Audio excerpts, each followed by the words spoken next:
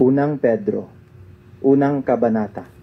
Si Pedro, na apostol ni Hesukristo, sa mga hinirang na nangingibang bayan na nasa pangangalat sa Ponto, Galacia, Cappadocia, Asia at Bithynia, ayon sa paunang kaalaman ng Diyos Ama, sa pagpabanal ng Espiritu, upang magsitalima at mga wisikan ng dugo ni Hesukristo. Biyaya at kapayapaan nawa ang sa inyo'y sumagana.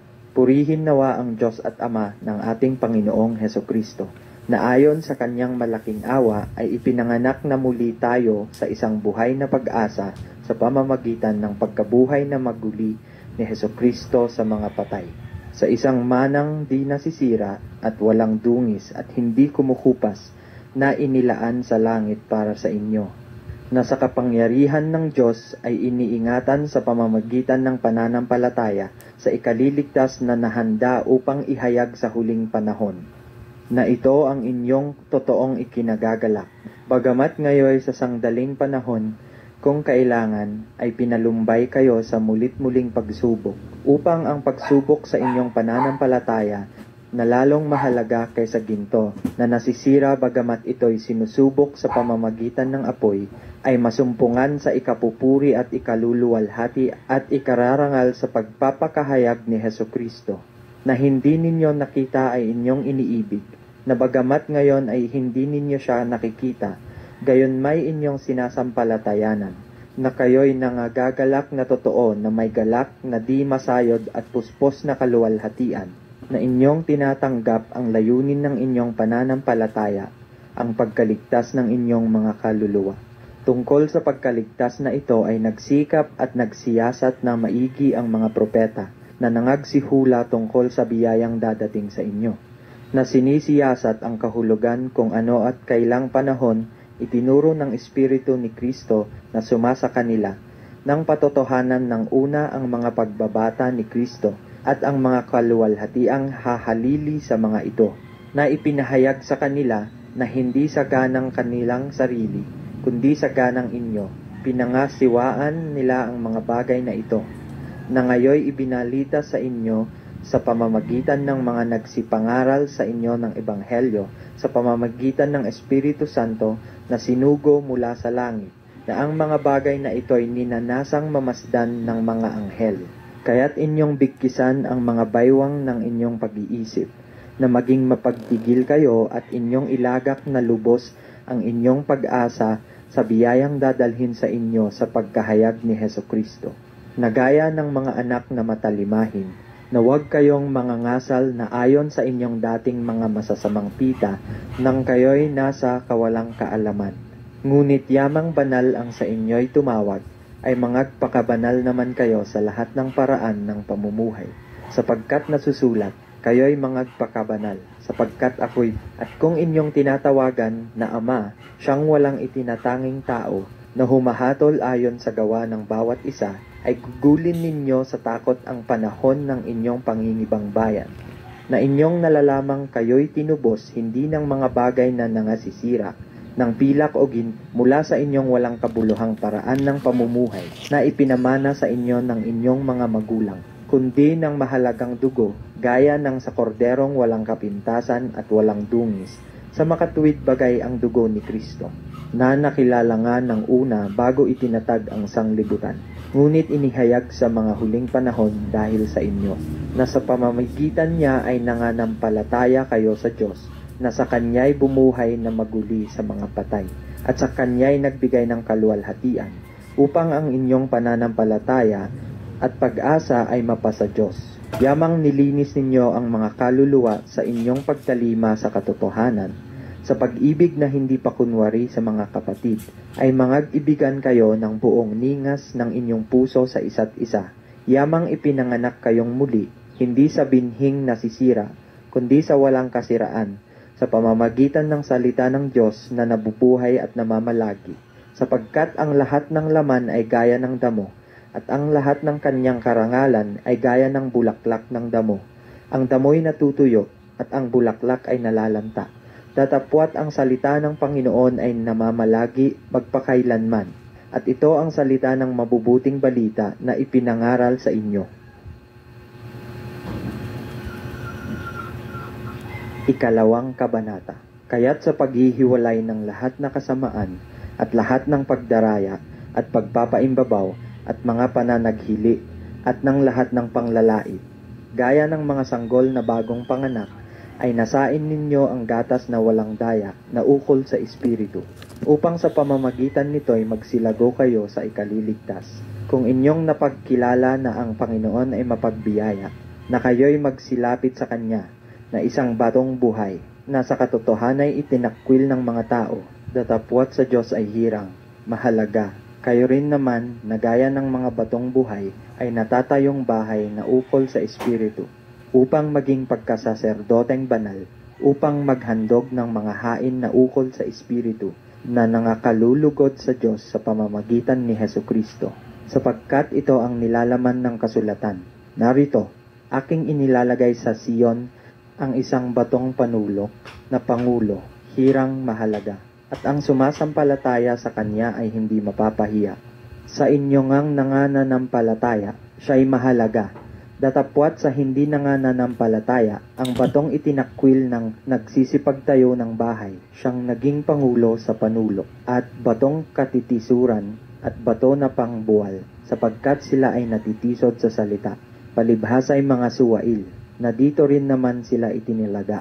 Datapwat kayo'y isang lahing hirang, isang makaharing pagkasaserdote, bansang banal, bayang pag-aaring sarili ng Diyos, upang inyong ipahayag ang mga karangalan niyaong tumawag sa inyo mula sa kadiliman, hanggang sa kanyang kagilagilalas na kaliwanagan, na nang nakaraang panahon ay hindi bayan, datapwat ngayoy bayan ng Diyos, na hindi nagsipagkamit ng awa, datapwat ngayoy nagsipagkamit ng awa.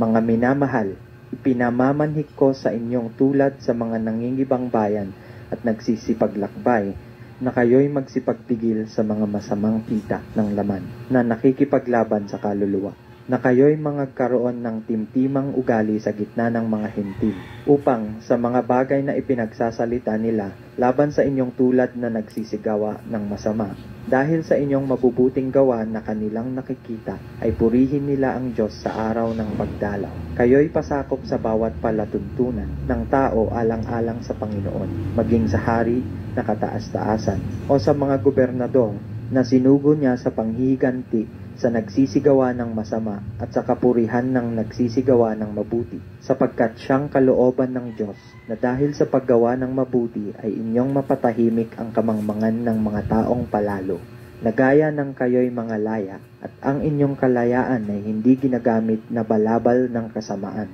kundi gaya ng mga alipin ng Diyos. Igalang ninyo ang lahat ng mga tao. Ibigin ninyo ang pagkakapatiran. Mga takot kayo sa Diyos. Igalang ninyo ang hari. Mga alila, kayo'y magsisuko na may buong takot sa inyong mga Panginoon. Hindi lamang sa mabubuti at mahihinahon, kundi naman sa mababagsik. Sapagkat ito'y kalugod-lugod, kung dahil sa budhing ukol sa Diyos ay magtiis ang sino man ng mga kalumbayan, na magbata ng di matuwid. Sapagkat anong kapurihan nga, kung kayo'y nangagkakasala, at kayo'y tinatampal ay inyong tanggapin na may pagtitiis? Ngunit kung kayo'y gumagawa ng mabuti at kayo'y nagbabata, ay inyong tanggapin na may pagtitiis. Ito'y kalugod-lugod sa Diyos, sapagkat sa ganitong bagay kayo'y tinawag, sapagkat si Kristo man ay nagbata dahil sa inyo, na kayo'y iniwanan ng halimbawa, upang kayo'y magsisunod sa mga hakbang niya, na siya'y hindi nagkasala o kinasumpungan man ng daya ang kanyang bibig, na nang siya'y alipustahin, ay hindi gumanti ng pag-aalipusta. Nang siya'y magbata, ay hindi nagbala, kundi ipinagkatiwala ang kanyang sarili doon sa humahatol ng matuwid, na siya rin ang nagdala ng ating mga kasalanan sa kanyang katawan sa ibabaw ng kahoy, upang pagkamatay natin sa mga kasalanan, ay mga buhay tayo sa katuwiran, na dahil sa kanyang mga sugat ay nangagsigaling kayo. Sapagkat kayo'y gaya ng mga tupang nangaliligaw, datapwat ngayon ay nangabalik kayo sa pastor at obispo ng inyong mga kaluluwa.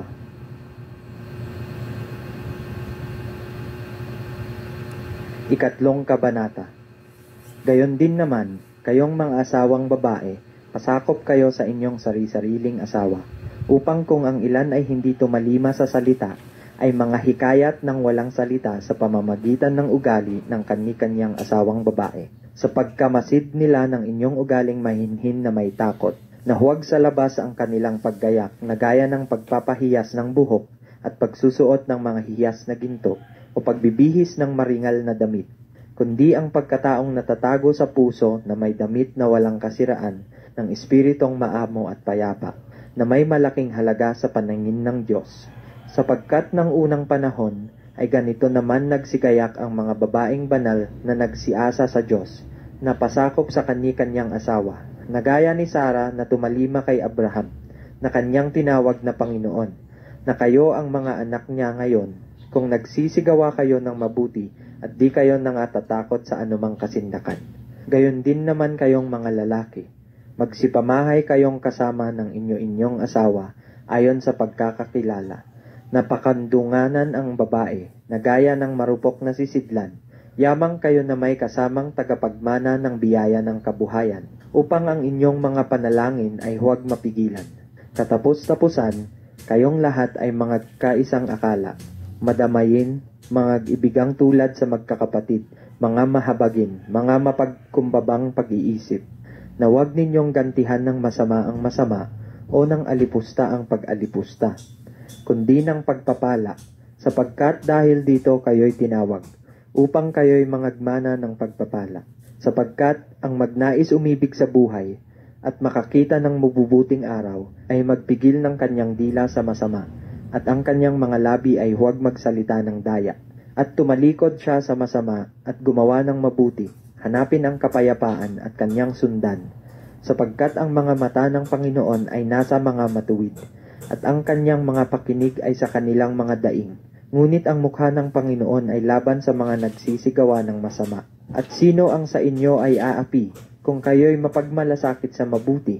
Datapwat kung mangagbata kayo ng dahil sa katuwiran, ay mapapalad kayo, at huwag kayong mga takot sa kanilang pangtakot, o huwag kayong mga gulo. Kundi inyong ariing banal si Kristo na Panginoon sa inyong mga puso, na lagi kayong handa ng pagsagot sa bawat tao na humihingi sa inyo ng katuwiran tungkol sa pag-asang nasa inyo, ngunit sa kaamuan at takot. Nataglay ang mabuting budhi upang sa mga bagay na salitain laban sa inyo ay mga pahiya ang nagsisialipusta sa inyong mabuting paraan ng pamumuhay kay Kristo. Sapagkat lalong magaling kung gayon ang iniibig ng kalooban ng Diyos na kayo'y mangagbata dahil sa paggawa ng mabuti, kaysa dahil sa paggawa ng masama. Sapagkat si Kristo man ay nagbata ring minsan dahil sa mga kasalanan, ang matuwid dahil sa mga di matuwid, upang tayo'y madala niya sa Diyos. Siya'y pinatay sa laman, ngunit binuhay sa Espiritu. Na yan din ang kanyang iniayon at nangaral sa mga espiritong nasa bilangguan, na ng unang panahon ay mga suwail, na ang pagpapahinuhod ng Diyos ay nanatili noong mga araw ni Noe, samantalang inihahanda ang daong na sa loob nito'y kakaunti. Sa makatuwid ay 8 kaluluwa ang nangaligtas sa pamamagitan ng tubig, na ayon sa tunay na kahawig ngayoy nagligtas. Sa makatuwid bagay ang bautismo, hindi sa pag-aalis ng karumihan ng laman, kundi sa paghiling ng isang mabuting budhi sa Diyos, sa pamamagitan ng pagkabuhay na maguli ni Hesukristo, na nasa kaanan ng Diyos, pagkaakyat niya sa langit, na ipinasakop sa kanya ang mga anghel at ang mga kapamahalaan, ang mga kapangyarihan.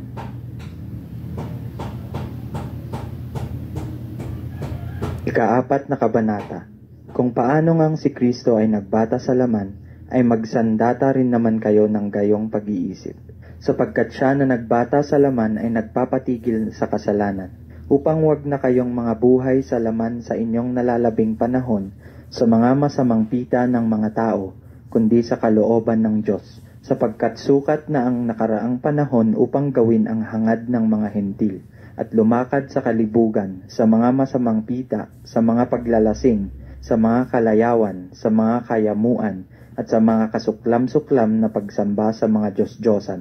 Ikinahahanga nila ang bagay na ito na kayo'y hindi nakikitakbong kasama nila sa gayong pagpapakalabis ng kaguluhan, kung kaya't kayo'y pinagsasalitaan ng masama, na sila'y magbibigay sulit sa kanya na handang humukom sa mga buhay at sa mga patay. sapagkat dahil dito'y ipinangaral maging sa mga patay ang ebanghelyo, upang sila ayon sa mga tao sa laman ay mga hatulan, datapwat mga buhay sa espiritu ayon sa Diyos. Ngunit ang wakas ng lahat ng mga bagay ay malapit na. Kayo nga'y mangagpakahinahon at mangagpuyat sa pananalangin. Nauna sa lahat ay maging maningas kayo sa inyong pag-iibigan, sapagkat ang pag-ibig ay nagtatakip ng karamihang kasalanan. Na mangagpatuluyan kayo ng walang bulong-bulungan, na ayon sa kaloob ng tinanggap ng bawat isa, ay ipaglingkod sa inyo rin, na gaya ng mabubuting katiwala ng masaganang biyaya ng Diyos. Na kung ang sino may nagsasalita, ay gaya ng sa mga aral ng Diyos, kung ang sino man ay nangangasiwa, ay gaya ng sa kalakasang ibinibigay ng Diyos, upang ang Diyos ay papurihan sa lahat ng mga bagay sa pamamagitan ni Hesukristo, na sa Kanya ang kaluwalhatian at ang paghahari magpakailanman. Siya nawa. Mga minamahal, huwag kayong mangagtaka tungkol sa mahigpit na pagsubok sa inyo, na dumarating sa inyo upang kayo'y subukin, na waring ang nangyayari sa inyo'y di karaniwang bagay, kundi kayo'y mga galak, sapagkat kayo'y mga karamay sa mga hirap ni Kristo, upang sa pagkahayag ng Kanyang kaluwalhatian naman ay mga galak kayo ng malabis na galak. Kung kayo'y mapintasan dahil sa pangalan ni Kristo, ay mapapalad kayo, sapagkat ang Espiritu ng kaluwalhatian at ang Espiritu ng Diyos ay nagpapahingalay sa inyo. Ngunit huwag magbata ang sinuman sa inyo na gaya ng mamamatay tao, o magnanakaw, o manggagawa ng masama, o gaya ng mapakialam sa mga bagay ng iba. Ngunit kung ang isang tao ay magbata na gaya ng Kristiyano, ay huwag mahiya, kundi luwalhatiin ang Diyos sa pangalang ito, sapagkat dumating na ang panahon ng pasimula ng paghuhukom sa bahay ng Diyos. At kung mauna sa atin, ano kaya ang wakas ng mga hindi nagsisitalima sa ebanghelyo ng Diyos? At kung ang matuwid ay bahagya ng makaliligtas, ang masama at ang makasalanan ay saan kaya magsisiharap? Kaya't ipagkatiwala naman ng nangagbabata ayon sa kalooban ng Diyos ang kanilang mga kaluluwa sa paggawa ng mabuti sa tapat na lumalang. Ikalimang kabanata. Sa matatanda nga sa inyo'y umaaral ako, akong matandang kasamahan ninyo, at isang saksi ng mga hirap ni Kristo na may bahagi naman sa kaluwalhatiang ihahayag. Pangalagaan ninyo ang kawan ng Diyos na nasa inyo, na magsigamit kayo ng pagpupuno, na hindi sa pilitan, kundi may kasayahan, na ayon sa kalooban ng Diyos, ni hindi dahil sa mahalay na kapakinabangan, kundi sa handang pag-iisip. Ni hindi din naman ang gaya ng kayo'y may pagkapanginoon sa pinangangasiwa ang ipinagtagubilin sa inyo, kundi kayo'y maging mga uliran ng kawan. At pagkahayag ng Pangulong Pastor, ay magsisitanggap kayo ng di nasisirang putong ng kaluwalhatian. Gayon din naman kayong mga kabataan ay magsisuko sa matatanda. Oo, kayong lahat ay mga bigkis ng kapakumbabaan, na kayo'y maglingkuran, sapagkat ang Diyos ay sumasalangsang sa mga palalo, datapwat nagbibigay ng biyaya sa mga mapagpakumbaba. Kaya't kayo'y mangagpakababa sa ilalim ng makapangyarihang kamay ng Diyos, upang kayo'y Kanyang itaas sa kapanahunan, na inyong ilagak sa Kanya ang lahat ng inyong kabalisahan, sapagkat kayo'y ipinagmamalasakit Niya. Kayo'y maging mapagpigil, kayo'y maging mapagpuyat. Ang inyong kalaban na dyablo, na gaya ng liyong umuungal, ay gumagala na humahanap ng masisila niya, na siya'y labanan ninyong matatag sa inyong pananampalataya. Yamang inyong nalalaman na ang mga gayong hirap ay nagaganap sa inyong mga kapatid na nangasa sanglibutan. At ang Diyos ng buong biyaya na sa inyo'y tumawag sa Kanyang walang hanggang kaluwalhatian kay Kristo, pagkatapos na kayo'y makapagbatang sangdaling panahon, ay siya rin ang magpapasakdal, magpapatibay at magpapalakas sa inyo. Sumasa Kanya nawa ang paghahari magpakailanman. Siya nawa. Sa pamamagitan ni Silvano na tapat nating kapatid, ayon sa aking palagay sa kanya, ay sinulatan ko kayo ng maiksi, na aking iniaaral at sinasaksihan na ito ang tunay na biyaya ng Diyos. Magsitibay kayo dito.